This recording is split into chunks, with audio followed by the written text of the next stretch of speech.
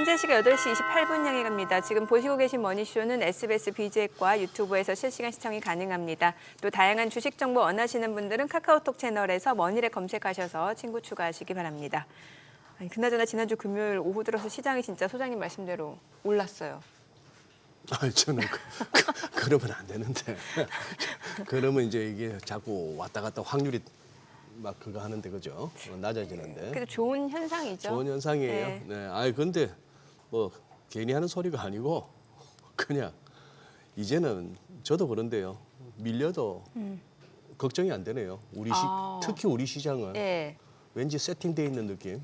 아, 뭔가 좀 대기 매수세가 있는 느낌이고. 뭐 5천까지는 뭔가 세팅돼 있는 느낌.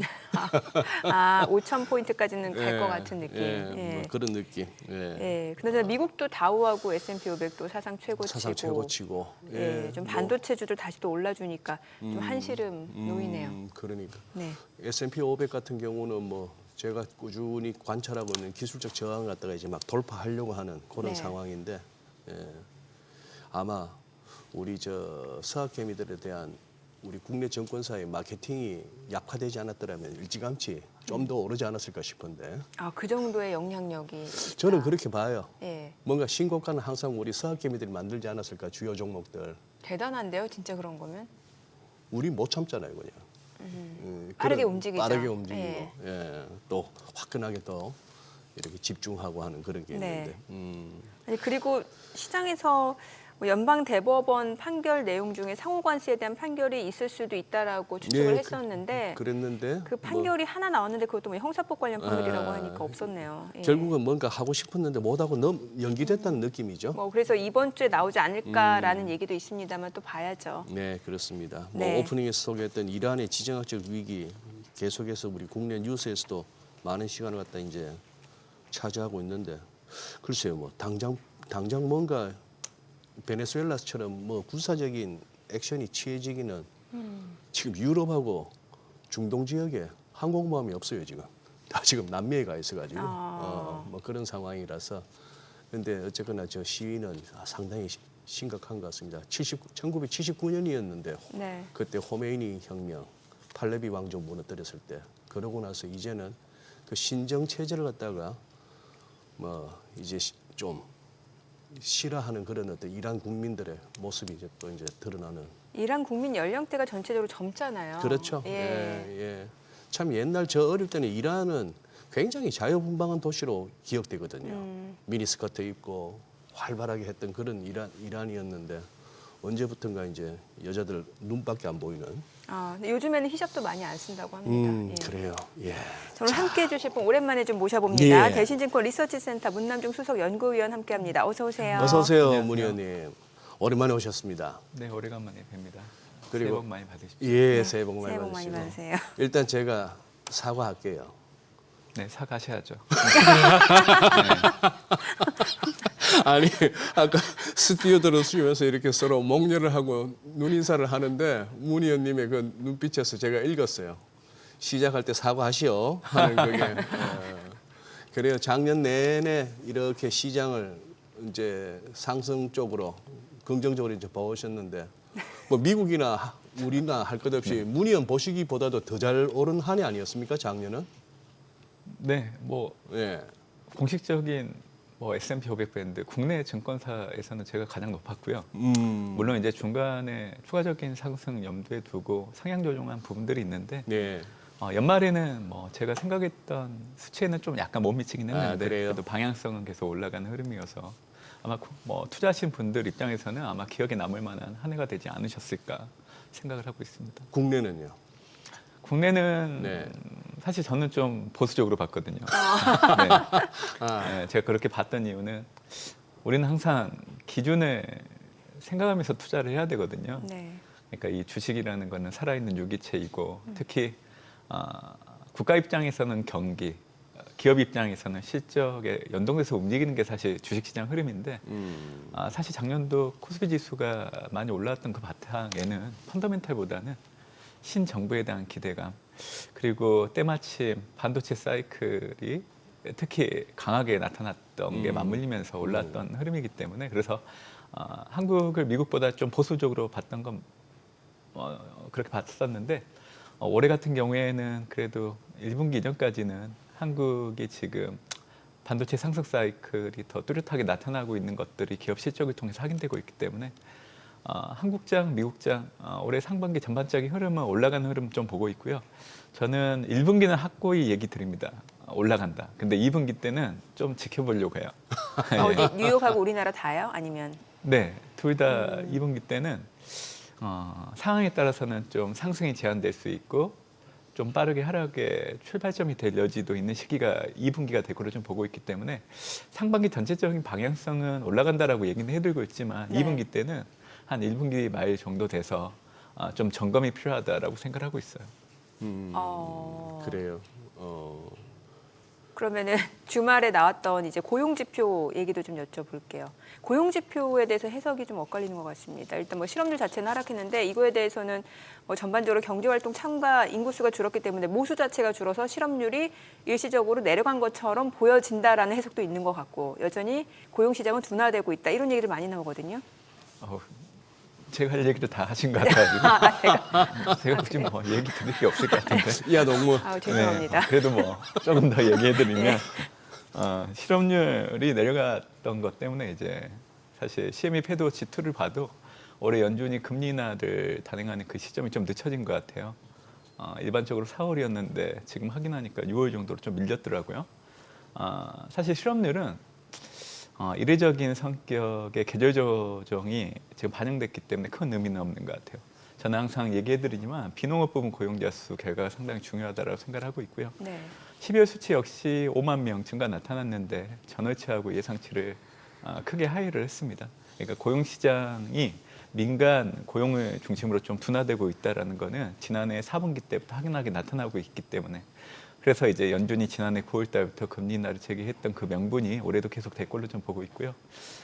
연준이 금리 인상을 중단한 시점, 그 이후, 그러니까 23년도 8월 이후 현재까지 비농업 부분의 평균적인 고용자 수 증가 폭은 14만 3천 명 정도 됩니다. 근데 지금 12월 비농업 부분 고용자 수 5만 명 증가 감안한다라고 하더라도 이 수치가 3만 명 정도밖에 안 돼요. 그러니까 이런 상황이라고 하면 연준은 올해 금리 인하를 시장이 예상하는 것보다 더 많이 할 겁니다. 연준은 공식적으로 지난해 12월 FMC에서 올해 한 번 금리 인하 제시를 했죠. 네. 왜냐하면 올해 연준의 최종 정책금리 총리가 숫자를 보면 이게 올해 한 번 25bp 인하를 생각하게 만들었던 거고요. 그러다 보니까 뭐 CME 패드워치 2를 넣고 온다고 하더라도 시장은 한 번 더 해서 2번 정도 인하할 걸로 예상하고 있는 것 같아요. 근데 저는 좀 개인적으로 생각이 다릅니다. 올해 연준은 분기별로 한 번씩 25pp씩 인하를 해서 총 100pp 정도 인하가 가능하다라고 생각을 하고 있고요. 예. 제가 이렇게 얘기하니까 설마 그렇게 될까라는 의견들이 되게 많더라고요. 근데 참고로 제가 지난해 9월 FMC 전에 지난해 연준이 금리 인하를 75pp 인하한다라고 얘기하고 다녔거든요. 네. 근데 실질적으로 75pp 인하했잖아요. 제가 그때도 그렇게 얘기했던 거는 연준은 그때 당시 6월 수년 경제 전망을 보면 레인지 하단이 75pp 인하를 이미 어느 정도 가이던스로 제공했던 거고 특히 고용 지표가 시장 예상보다 더 부진하게 나온다라고 하면 연준이 금리 인하를 더 많이 하지 않을까라는 생각이 바탕이었는데 실제적으로 지난해 9월 달에 연준이 금리 인하를 했던 명분이 고용 부진이었잖아요. 근데 올해 같은 경우에도 간세부가 또 이민 정책 관련해서 놓고 온다고 하면 고용 시장의 냉각 흐름들이 크게 달라지긴 어려워요. 그래서 저는 시장이 예상하는 것보다 금리 인하를 더 많이 할 여지는 있다라고 생각을 해요. 그래서 저는 이 얘기를 꼭 기억하시면 좋을 것 같아요. 제가 하반기 정도 SBS 비즈 다시 나오게 되면 다시 한번 강조를 할 겁니다. 그러면 아마 그때쯤 주요 IB들은 3번 정도 인하한다라고 얘기할 거예요. 근데 아마 내년 4분기 정도 되면 100pp 인하는 거를 아마 목도하실 걸로 좀 보고 있기 때문에. 우리 제작진이 아마 요 컨텐츠를 네. 쇼츠로 아마 박제시킬 거예요. 네. 네. 뭐 하반기에 나오신다는 얘기는 뭐 한 반년 지나서 오신다는 얘기인데 그건 아니고. 네. 야, 근데 우리 문 의원님 약간 그게 지금 약간 삐지셨구나. 왜요? 비즈 머니쇼에 내가 그렇게 청기 누수를 하는데도 진행자부터 아. 해서 계속 의심하고 시장에서도 반응이 의심하더니 내가 캐째 지금 이거 하고 계신 거예요 지금. 그리고 카리스마가 느껴져요. 나 아니요. 장채야 하듯이 나 그런 의도는 문남중이야. 뭐. 아닌데 예. 그냥 너무 그 투자자분들이 네. 시장을 좀 보수적으로 보는 게 좀 확연하게 느껴져서 아, 아마 그게 이제 지수대가 많이 올라오다 보니까 음. 좀 부담을 많이 느끼시는 것 같아요. 그래서 네. 요즘은 뭐 삼성전자, SK 하이닉스 주가가 워낙 좋긴 하지만 예.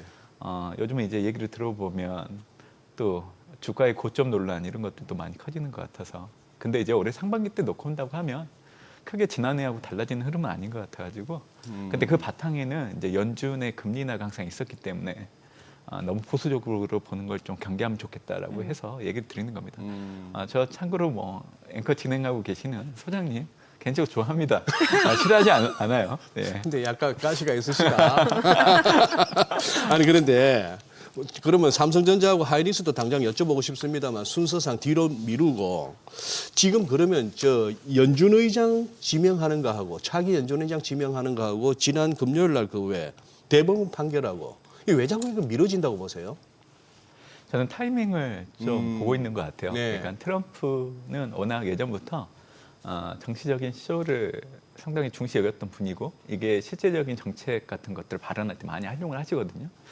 제가 지난해 12월에 성탄절 전후로 이제 연준 의장을 지명해주지 않을까라고 생각을 했었어요. 근데 그 바탕은 산타늘리가 나타났고요. 또 트럼프가 워낙 보여지는 거에 되게 중요하기 때문에 그래서 본인이 이제 차기 연준 의장 지명하고 나면 시장이 이제 그래도 긍정적으로 해석할 거로 좀 보고 있기 때문에 본인이 자처해서 이제 산타가 되려고 하지 않을까라는 생각이 있어서 타이밍을 조절하고 네, 있다. 저도 했었는데 일단 좀 미뤄진 것 같아요. 근데 지금 시기적으로 보면 올해 상반기 내 이제 연방 대법원에 관세 위법 여부 판결이 예정되어 있는데 이상하게 빠르게 뭐 연초부터 얘기가 나오고 있는 것 같아요. 네. 근데 이제 저는 뭐 결과가 어찌 됐든 트럼프 2기 행정부 동안에는 트럼프 관세가 없어지지 않는다라는 거를 정확하게 얘기해드리고 싶어요. 지금 이제 연방 대법원이 위법 판결을 하려고 하는 거는 국제 비상 경제 건안법에 근거한 관세 부과만 해당돼요. 그러니까 기본 관세, 상호 관세 그리고 펜타닐 관세만 없어지는 거고요. 트럼프 2기 행정부 들어서기 전부터 품목별 관세 부과는 계속 이루어졌었잖아요. 예. 무역확장법, 무역법에 근거해서. 근데 이 품목별 관세는 없어지지 않습니다. 그리고 만약에 위법 판결이 나온다라고 하면 기존에 부과됐던 조항에 적용됐던 품목의 범위를 수정할 수 있어요. 또 관세율을 높일 수도 있고요.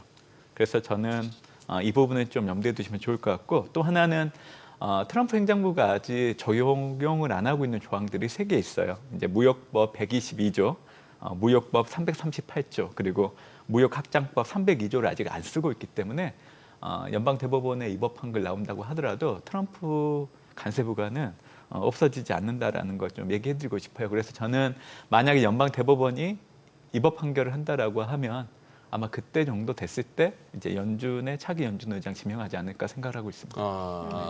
예. 네. 그렇게도. 뭐 사실 이미 베센트 장관이 계속해서 좀 강조했잖아요. 이번 설사 이제 위법이라는 판결이 나온다 하더라도 여러 가지 준비가 돼 있다. 그 외 관세 진심이다라는 얘기고 어떤 식으로든 말씀 주신 대로 관세 부과는 이뤄질 것이다라는 얘기인 것 같고. 그럼 이건 결국 시장에 주는 영향 좀 제한적일 수밖에 없는 이벤트일 수밖에 없네요. 예. 네, 저는 트럼프 관세 부과 자체가 없어지는 건 아니기 때문에 일시적인 변동성 요인일 뿐이지 뭐 주식시장의 어떤 추세 자체를 바꿀 만한 요인은 아닌 것 같아요. 네. 그리고 또 앞서 저희 이제 그 최주연 앵커가 소개했던 내용 중에 하나가 이제 트럼프 대통령이 2천억 달러 규모의 모기지 채권을 매입해라. 그래서 그러면 이제 그 모기지 금리가 낮아지니까 좀 주택 구입이 쉬워진다 이거잖아요. 또 올해 중간 선거도 있다 보니까 여러모로 지금 이런 정책들을 좀 발빠르게 내놓고 있는 것 같은데 이러면 확실히 장기물 위주의 국채 수익률에 영향을 미치는 이슈인 거잖아요, 이거는. 네. 예. 뭐 지난해 하반기 때부터 뭐 드렸던 얘기지만 지금보다는 항상 시간이 지날수록 미국의 금리 물가는 수준이 좀 낮아질 수 있다라고 좀 얘기를 해드리고 있거든요. 그래서 뭐 모기지 금리 안정을 위한 관련된 정책들을 계속 꺼내들고 하는 것들은 말씀하신 것처럼 올해 중간 선거가 있기 때문에 그 부분을 좀 염두에 두고 하는 일련의 과정이라고 생각을 하고 있는데 올해 전체적으로 보면 트럼프 행정부는 장기 금리를 낮추려고 많이 애를 쓰고 있어요. 네. 지난해부터. 장기 금리 측면에서 놓고 본다고 하면 장기 금리가 잘 떨어지지 않았던 것들이 결국에는 수급 요인에 기반하는 건데 지난해 상반기 때 감세법 시행되면서 향후 10년 동안 이제 정부 부채 부담이 상당폭 늘어난다. 이제 그게 이제 장기 금리가 잘 떨어지지 않았던 요인이긴 하는데 사실 트럼프가 관세 부과하면서 연간으로 걷어들이는 관세 수입량이 늘어나게 된다라고 하면 추가적으로 채권 발행을 굳이 많이 할 필요는 없거든요. 그래서 장기 금리가 낮춰질 수 있는 요인들 중에 하나, 관세 수입량이 많이 늘어나고 있는 부분들 얘기해드리고 싶고, 단기 국채 같은 경우에도 스테이블 코인 시장이 상당히 많이 증가하고 있기 때문에 네. 단기 채권에 대한 중비 자산 수요도 많이 늘어나는 부분들이 시간이 지날수록 단기 장기 국채 금리가 우리가 생각할 때 말할 때마다 거론되는 수준보다는 많이 내려갈 걸로 좀 보고 있기 때문에 그래서 이제 채권에 대한 투자를 염두에 둔 투자자들 입장에서는 뭐 좋은 환경이라고 생각을 하고 있는데 상대적으로 주식시장이 더 좋기 때문에 네.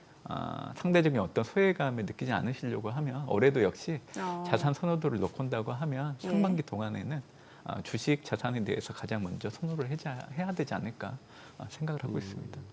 근데 프레디맥, 뭐 페니맥 이런 기관들은 그거 아닌가요? 저기 MBS를 갖다가 발행하는 쪽 아닙니까? 그 기관들이 그쵸? 원래. 네, 네. 근데 그 친구들 보고 또 MBS를 매입하라고. 사라고요? 뭐 그런 것들을 좀 강조하고 있는 것 같아요. 그러면 모기지 금리는 당장 즉각적으로 반응해서 좀 내리긴 내렸던데. 예, 맞아요. 그쵸. 그런다고 심리적으로. 해서 이제 많은 사람들이 그 주택 관련 전문가들 하는 얘기가 그러면 모기지 금리 MBS를 사주면은 당연히 그 MBS 가격이 올라가면서 모기지 금리는 낮아지는데 그러면 주택 수요는 늘 거고 공급 부분에서 해결이 안 되면은 트럼프 대통령이 원하는 주택 가격 하락보다는 오히려 집값은 더 오르는 거 아닌가 뭐 이런 얘기도 하긴 하더라면서도 일단은 뭐 돈은 그러면 그만큼 풀린다고 보면 되는 거죠 시중에. 일단 뭐 투자 심리 측면에서는 기대를 가질 수 있게 하는 요인이긴 하는데요. 네. 저는 지금 당장 그런 정책들이 미국 주택 시장에 영향을 주기는 좀 어려운 것 같아요. 결국 정책 자체가 수요층 요인을 강조하고 있는 부분들이긴 하는데 지금 미국의 주택 시장의 문제는 공급 측 요인이거든요. 팬데믹이 발생하고 나서 상당히 많은 시간이 지났음에도 불구하고 지금 현재 새로운 어떤 주택 공급을 하려고 하다 보면 뭐 원자재 가격도 많이 올랐고 인건비도 많이 오르다 보니까 공급이 생각보다 잘 안 되고 있는 상황이라서 이 주택 가격의 경직성이 상당 부분 오랫동안 좀 지속되고 있는 것 같아요. 그러다 보니까 이제 수요 측 요인들을 강조한 정책들을 좀 꺼내들고 있는데 지금 당장은 그렇게 수요는 늘어나진 않을 걸로 좀 보고 있고요.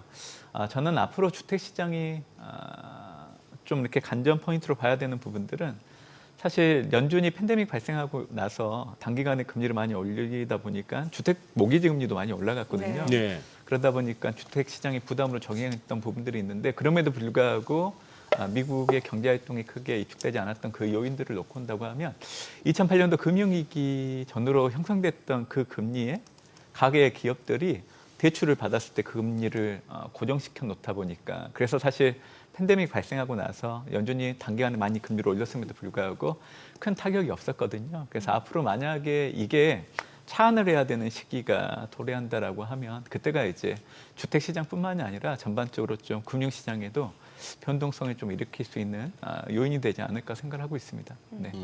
사실 앞서서 이제 트럼프가 그 기관들한테 주택을 매입하지 못하게끔 한 것도 실질적으로는 기관들이 매입하는 주택은 그냥 주택이 아니라 보통 아파트먼트라고 하는 것들 오래된 네, 거 예, 이제 예. 매입을 해서 그 안에 리모델링을 해서 이제 임대 수익을 얻는 거잖아요. 그러니까 사실 어떤 주택 가격에 미치는 영향이 크지 않음에도 불구하고 본인도 알고 있을 텐데 왜냐면 부동산 투자로 큰 사람이잖아요. 글쎄, 예. 아마도 이게 뭔가 포퓰리즘적인 정책이다. 중간 선거가 있으니까 그런 해석들도 많이 나오는 것 같습니다. 확실히.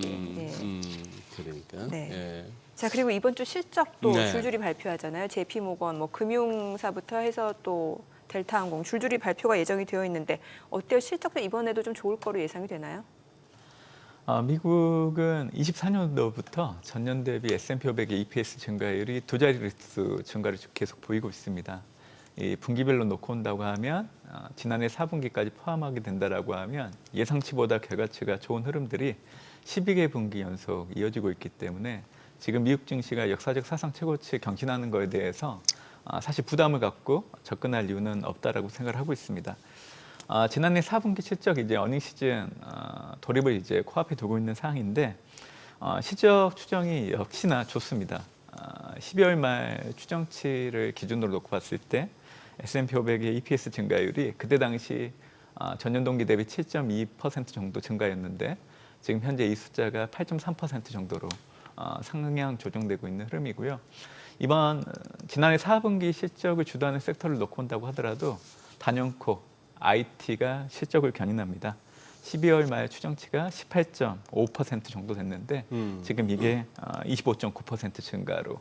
그러니까 지난해 4, 4분기 특히 11월 달에도 이제 미국 증시가 약간 주춤했던 그 바탕에는 AI 거품 논란들이 항상 부각했던 요인이었는데 사실 미국 IT 기업들의 실적을 놓고 온다고 하면 버블 논란에 대해서 얘기하기에는 좀 어려운 부분들이 상당히 많아요. 그래서 저는 AI 부정론인을 좀 경계를 해야 된다라고 생각하고 있고 이게 계속 빈번하게 발생하는 요인들 중에 하나는 미국 증시가 역사적 사상 최고치를 경신하기 때문에 이에 대한 우려를 보는 시각에서 자꾸 거론되는 게 이제 AI 버블 관련된 얘기들을 꺼내들지 않나라는 생각을 해보고 있습니다. 그래서 지난해 4분기 실적을 놓고 온다고 하더라도 예상치보다 결과치가 높은 흐름들이 계속 이어질 걸 예상하는 부분들이 있고 지난해 이제 분기별 실적들을 되돌아보면 네. 보통 추정했던 것보다 그 해당되는 분기 실적이 마무리될 때쯤을 놓고 온다고 하면 평균적으로 10%포인트 정도 상향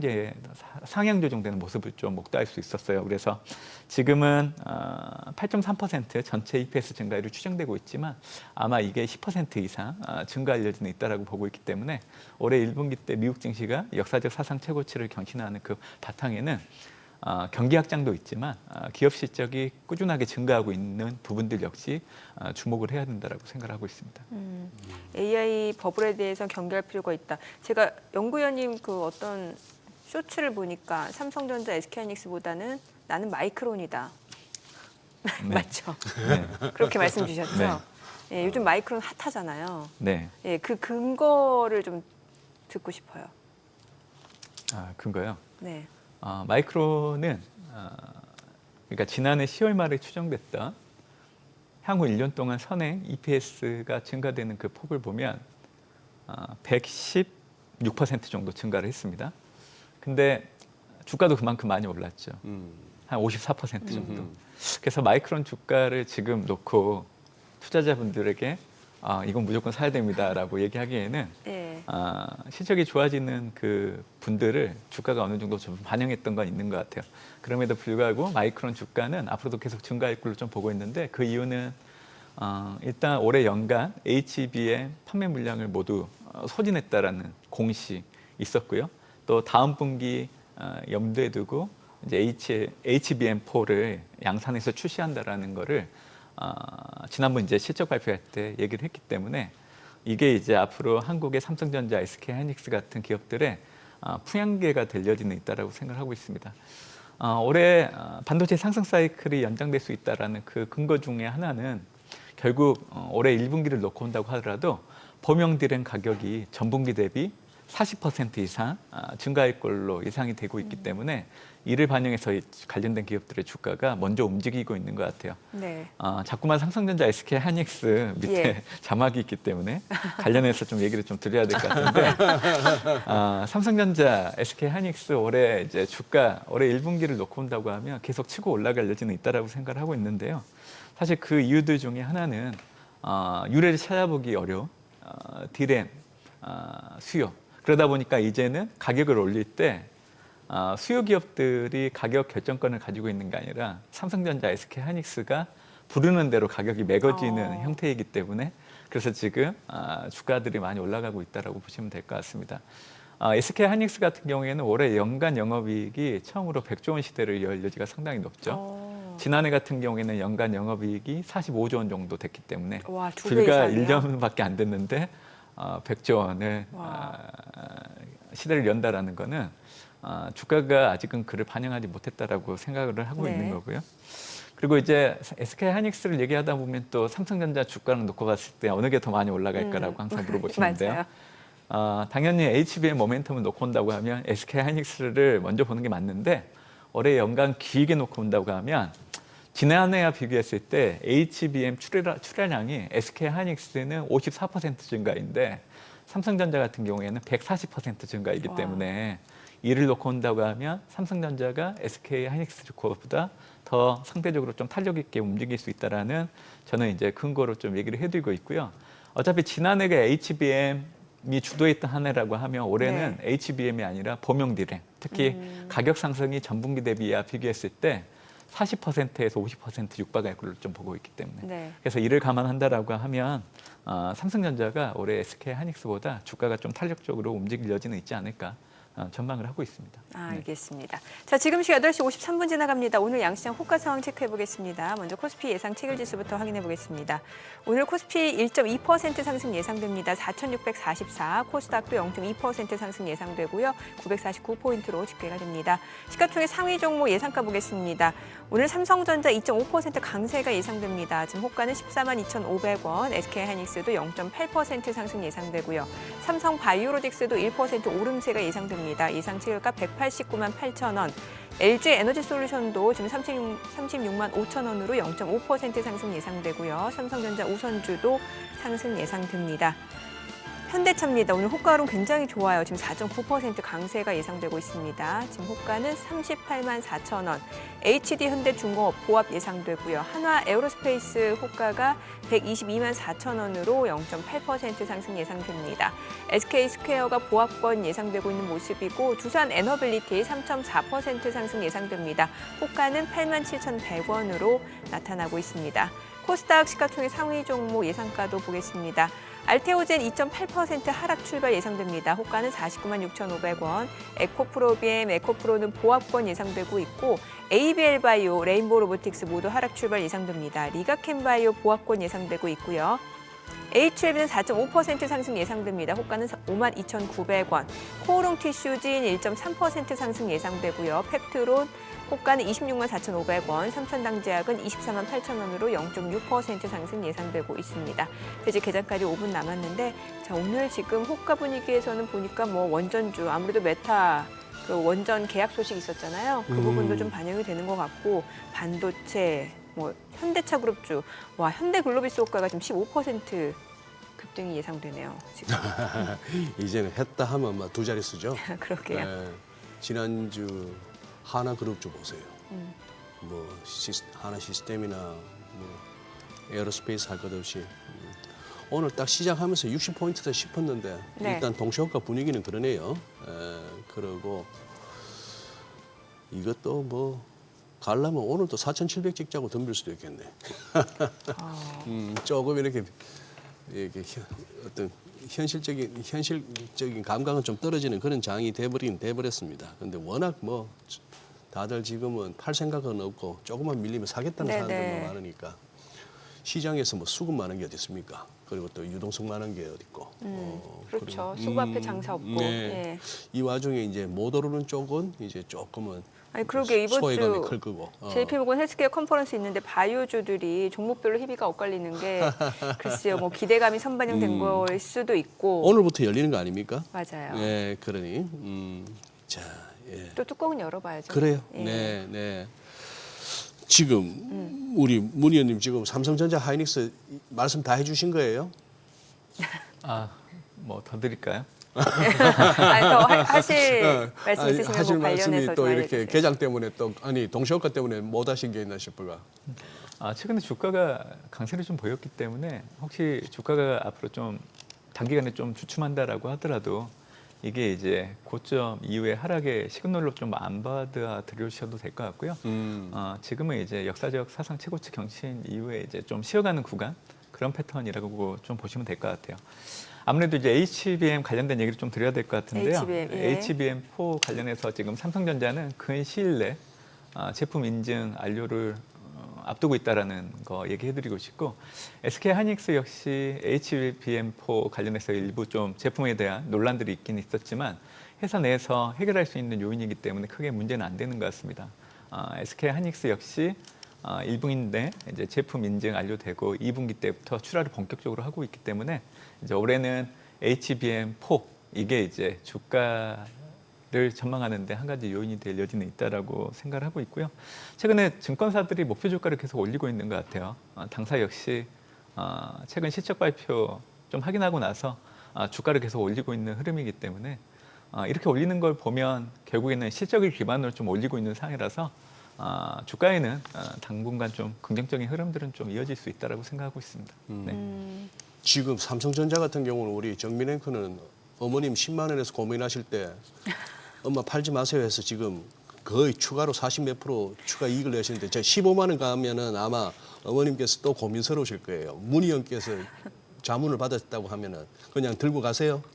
아니면 조금 차익 실현하세요. 감사합니다. 15만. 예전에 나오면 테슬라 이런 미국 주식 주로 얘기하시던 일도 아니, 삼성전자도 또 많이 가지고 계시네요. 투자를 골고루 많이 잘하시는 아니 것 우리 같아요. 개인 투자분들이 다 좋아하는 종목이죠, 사실은. 예. 뭔가 또 이렇게 심리적으로 15만 원쯤 되면 한 번쯤 이렇게 고민스러워지는 마디선 레벨 아닌가요? 느낌이죠. 마디선 비슷하게. 그냥 뭐 다들 뭐 20만 원, 24만 원 이러니까 그냥 들고 가는 거죠. 지금은 들고 가는 게 맞는 것 들고 가는 같은데 게 맞는 것 같다. 올해 한 2분기 정도 되면 좀 고심을 좀 해봐야 되지 않을까라는 생각도 합니다. 2분기 그때 정도. 흐름 봐서 조금. 어차피 이제 저는 이제 미국 증시를 빠르면 올해 2분기, 늦어져도 3분기 때는 좀 쉬어갈 수 있다라고 보고 있기 때문에 그렇게 된다라고 하면 그동안 이제 상대적으로 많이 올랐던 증시들의 변동성이 더 커질 여지는 있다라고 생각을 하고 있어서 제가 올해 좀 증시의 얼굴을 두 가지로 보고 있는데 네. 상반기 때는 전반적으로 상승하는 흐름, 하반기 때는 하락하는 흐름을 좀 염두에 두고 있는데요. 그렇게 보는 저희 요인이 크게 세 가지가 있어요. 네. 근데 그 중에 가장 제가 중요하게 보고 있는 게 미국의 신행정부 집권 2년차 징크스. 저는 그게 올해도 계속 될 걸로 좀 봐요. 2006년도 조지 부시 이후로 집권 2년차 S&P 500 지수의 흐름을 보면 수익률이 그렇게 좋지는 않았어요. 네. 평균적으로 집권 2년차 S&P 500의 수익률은 2.4% 정도 상승을 했는데 집권 1년차 평균적으로 상승폭이 20.5% 정도 됐기 때문에 비교해 보면 상대적으로 그 집권 2년차 얘기는 저희가 네. 개장하고 좀 들어보도록 하겠습니다. 자, 오늘 국내 증시를 확인해 보죠. 개장합니다.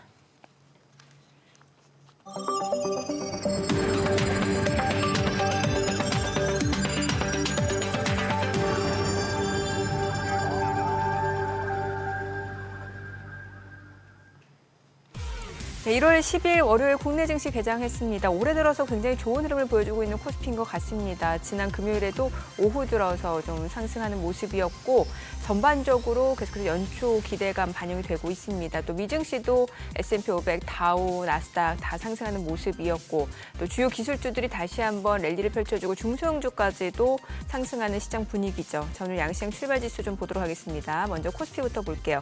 1% 이상 올라갑니다. 4,639. 코스닥은 보합권으로 948이고요. 시가총액 상위 종목 시초가 보겠습니다. 삼성전자가 1.9% 올라갑니다. 14만 1,600원, SK 하이닉스도 1.6% 올라가네요. 75만 6천 원. 삼성 바이오로직스도 1% 상승합니다. 189만 8천 원. 삼성전자 우선주도 10만 4,400원이고요. LG 에너지솔루션도 올라갑니다. 현대차 3.8% 상승합니다. 지난 금요일에도 7% 넘게 올랐었고 최근에 주가 흐름 보면은 목요일 날 하루 좀 조정받고 연일 좀 강세를 보여주고 있습니다. 아무래도 CS에서 이제 로봇 관련주들이 좀 모멘텀을 받는 상황에서 국내 증시 쪽에서는 현대차 그룹주들이 대장주 역할을 하고 있는데 현대차 오늘 주가는 38만 1,000원이고요. 하나 에어로스페이스도 1.9% 올라갑니다. 123만 4천 원. HD 현대중공업은 1.6% 떨어집니다. 59만 9천 원. SK스퀘어가 1% 올라가네요. 43만 5,500원. 두산 에너빌리티입니다. 5% 강세입니다. 88,900원에 거래되고 있습니다. 코스닥 시가총액 상위 종목 시초가도 보도록 하겠습니다. 알테오젠이 3% 떨어집니다. 49만 4천 원. 에코프로비엠, 에코프로는 혼조세네요. ABL바이오가 1.9% 내림세로 20만 500원. 네임보로보틱스입니다. 1.2% 하락합니다. 44만 원이고요. 리가캠바이오가 2% 약세입니다. 17만 7,300원. HLB는 4% 올라갑니다. 지금 현재 52,700원, 53,400원 상승폭이 더 확대가 되면서 나흘 만에 반등을 보여주고 있는 모습이고요. 코오롱 티슈즈는 1.7% 하락합니다. 팩트론 25만 8천 원으로 지금 현재 2.8% 약세고요. 삼천당제약도 1.2% 떨어집니다. 자, 오늘 시장에서 특징을 보여주고 있는 섹터 종목들 좀 체크를 해보도록 하겠습니다. 오늘 전반적으로 반도체라든지 원전 그리고 현대차 그룹주들 강세를 보여주고 있는 상황에서 오늘 원전주들이 진짜 많이 올라갑니다. 지금 일단 보게 되면은 앞서 보셨다시피 이제 두산 에너빌리티가 계속해서 5% 상승세 유지하고 있습니다. 88,600원. 그리고 우진이 7% 강세입니다. 한전기술 2.5% 상승합니다. 99,900원. 모비스, G2파워도 1% 이상 올라가고요. 우리기술도 3.9% 강세. 우진엔텍, 한신기계도 각각 5%, 3.9% 오름세고요. 보성파워텍, BHI도 7% 안팎의 상승세 보여주고 있습니다. BHI는 57,600원에 거래되고 있습니다. 아무래도 이제 메타가 지금 세계 원전사 공급 계약 체결 소식이 나오면서 비스트라 테라파워 또 오클로였죠. 이러다 보니까 우리나라에서는 원전주들이 그 모멘텀을 좀 이어가고 있는 모습이고 전선주들도 강세입니다. 일진전기가 3.8% 올라갑니다. 62,600원. 그리고 가온전선, 대한전선도 3%대 상승세고요. LS마린솔루션 그리고 LS도 2% 안팎으로 올라갑니다. 대원전선도 2.5% 올라가네요. KBI 메탈, LS 에코에너지까지도 모두 일제히 동반 상승 흐름을 보여주고 있습니다. 스페이스X 쪽은 여전히 힘이 좋네요. 지금 미래에셋증권 6% 올라갑니다. 28,900원. 그리고 HVM도 7% 강세고요. 스피어도 3.5% 상승 중, 나노팀도 6.8% 올라가고요. 또 아주아이비 투자도 3.9% 올라가고 있습니다. 티아베스틸지주, YGL링크 다 올라가네요. 캠코아 에어로스페이스, 이노스페이스까지도 모두 상승 흐름 보여주고 있고요. 오늘 건설주들 현대건설 흐름 좋네요. 6% 올라갑니다. 86,600원. 그리고 DLENC도 2.9% 상승세, GS건설도 2% 올라갑니다. 반도체 쪽은 말할 것도 없고요. 풍력 쪽도 움직임이 좀 나타납니다. 태웅 6.7% 올라가고요. 자, 풍력 같은 경우는 이제 일부 종목, 동국 SNC 5% 상승세고, 일부 종목이 또 이제 원전하고 엮이는 종목들이 있다 보니까 좀 그런 모습들이 연출이 되는 것 같은데, 지금 보시다시피 CS 윈드, CS 베어링은 각각 1.7%, 2% 상승 흐름 보여주고 있습니다. 자, 수급 상황 체크해 보겠습니다. 오늘 유가증권 시장에서는 개인 투자자가 지금 2,268억 원 순매수를 보여주고 있고요. 외국인과 기관은 각각 2,208억 원, 76억 원 순매도입니다.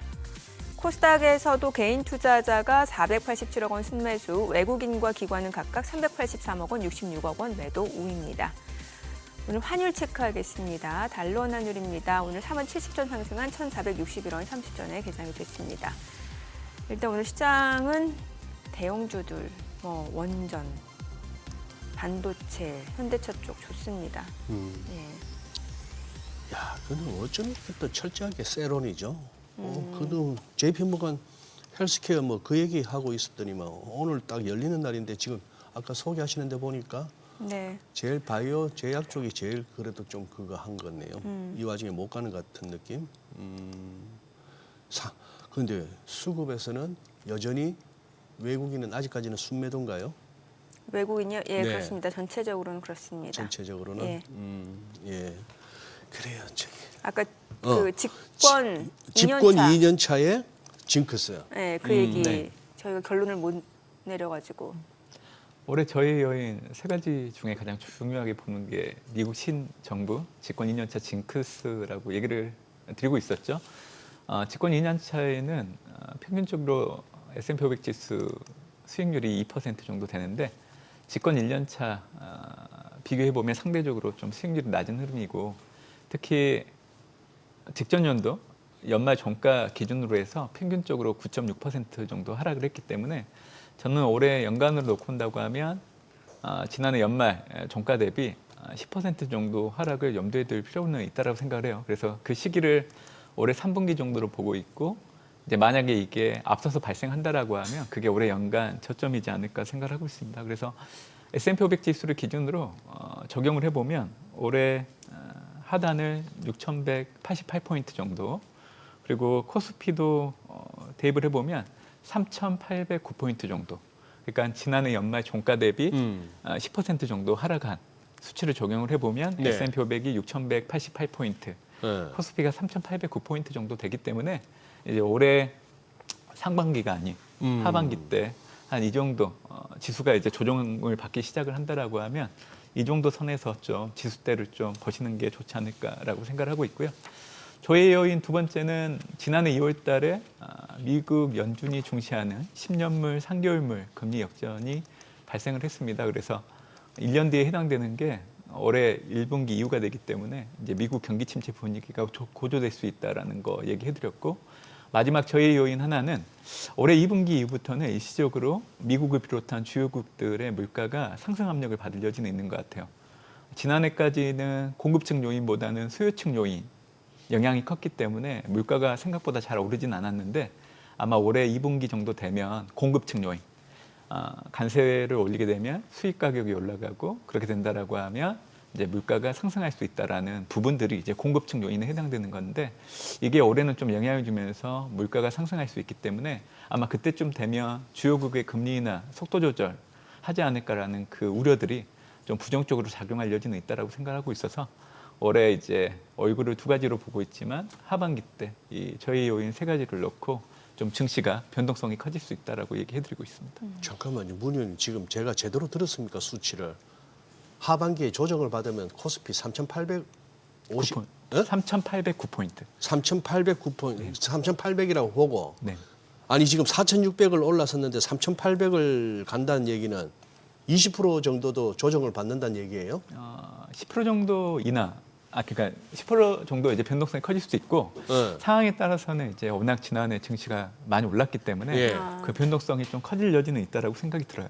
와, 지금 이 4,600에서 5,000 가자 하던 지수가 3,800 정도까지도 조정을 받으면 악소리 날 텐데 시장에서. 근데 이제 제가 얘기 드리는 수치 자체는 지난해 연말 종가 기준으로 계산한 거기 때문에 연말 종가 기준으로 지금 현재 지금은 또 얘기가 움직이고 달라지네. 있는 지수대에다가 반영하기보다는 예. 지난해 연말 종가 기준으로 좀 반영해서 그 하한을 아하. 그렇게 좀 생각해 보시는 게 좋을 것 같습니다.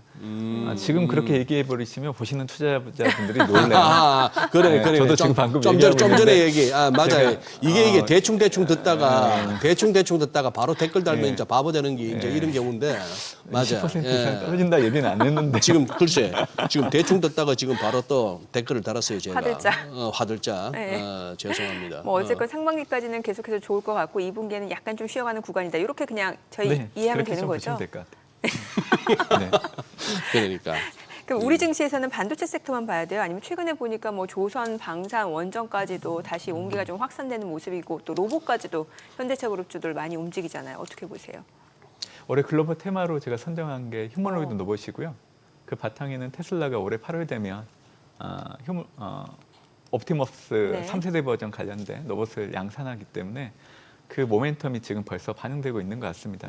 당연히 뭐 관련된 기업들의 주가들의 모멘텀으로 작용할 수 있는데, 저는 긴 시간이 지나서 휴머노이드 로봇 시장을 장악할 수 있는 회사는 단연코 테슬라라고 생각하고 있고요. 이와 견줄 수 있는 회사는 비상장이긴 하지만 피규어 AI 정도라고 생각을 해요.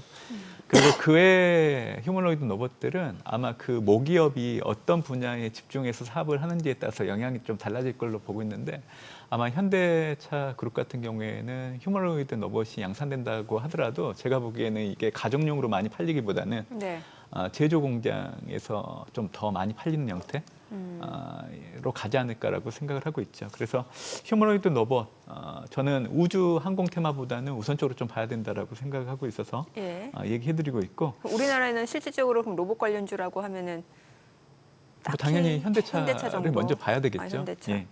그리고 이제 그 외 섹터를 보면 방위 산업, 글로벌 군비 지출은 여전히 계속 지속되고 있는 부분들이 네. 있기 때문에, 그리고 지주사, 어차피 3차 상법 개정안, 또 배당소득 분리과세 시행에 대한 기대감이 좋을 걸로 좀 보고 있기 때문에 얘기해드리고 있고, 제약바이오 좋게 봅니다. 글로벌 빅파마들이 2032년 이전까지는 특허 절벽에 놓여 있기 때문에 네. 한국이 그 대체 공급망으로서 좀 부각될 여지가 있어서 수요가 증가할 수 있는 부분들을 염두에 두고 있고요. 또 하나는 화장품. 중국을 떠나서 이제는 미국을 비롯한 타 지역으로 이제 매출이 다변화되고 있는 부분들이 온라인을 중심으로 K-뷰티 카테고리를 형성해 나가고 있는 거.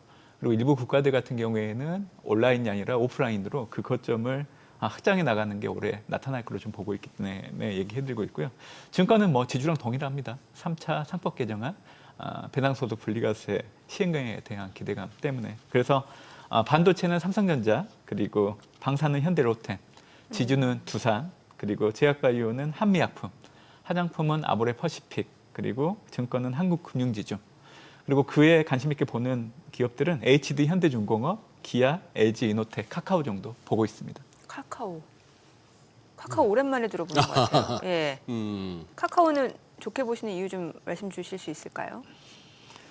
그 카카오는 항상 이제 AI 관련해서 적용을 하게 된다라고 하면 네네. 이게 매출단에 좀 긍정적으로 작용할 수 있다라는 얘기들이 좀 있는 것 같아요. 예. 결국 매출 성장을 동반하는 이익 증가를 염두에 두고 올해 좀 카카오를 좋게 봐야 된다라는 이제 당사의 담당 애널리스트의 의견이기 때문에 좀 참고를 해주시면 좋을 것 같습니다.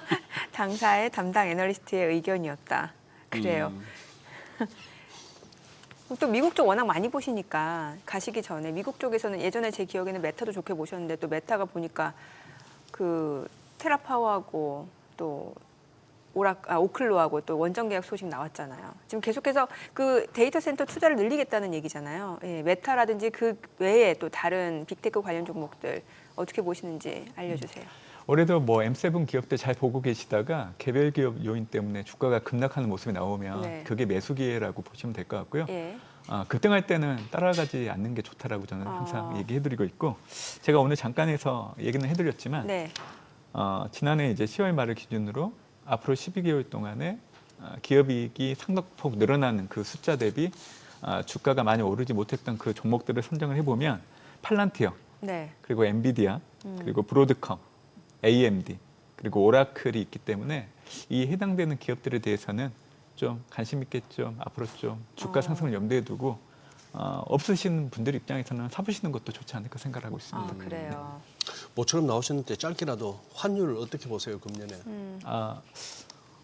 올해 환율은 달러 예. 인덱스가 약세 압력을 받을 여지는 있지만 그 경직성이 상당히 높기 때문에 한국의 원화 역시 강세 방향성은 유지하겠지만 경직성은 높아질 여지는 있다고 생각합니다. 그리고 올해도 국내에서 이제 미국에 대한 주식과 채권 투자 자금 유입은 계속 되는 부분들 염두에 두시면 될 것 같고, 네. 삼성과 현대차 같은 제조업체들의 미국향 투자 자금 유입을 염두에 둔다라고 하면 원달러 환율이 지금 수준에서 크게 하향 안정을 찾기는 어렵다고 생각을 해요. 그래서 이제는 1,040원대 중반 환율은 뉴 노멀로 고차가 되고 있는 흐름들을 이제는 좀 받아들여야 된다라고 생각을 하고 있기 때문에 최근에 정부 개입 때문에 급락했던 원화 흐름들은 일시적이라고 생각을 해요.